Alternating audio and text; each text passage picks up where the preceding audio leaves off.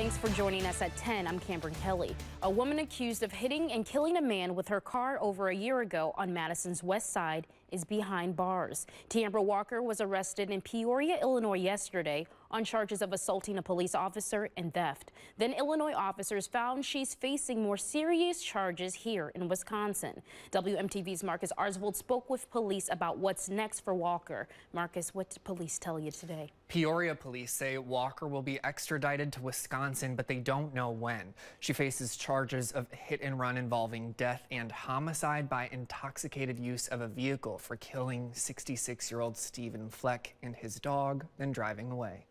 Fleck and his poodle were both found dead on Madison's west side on Schrader Road in February of 2023. Since then, police say they've been trying to track down the driver, believed to be Walker, for hitting him and then driving off.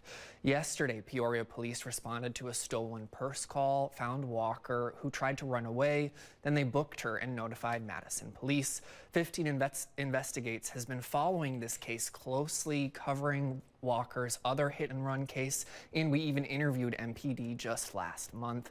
I checked in with MPD today. No one was available for comment. Live in the studio, Marcus Arsvold, WMTV 15 News.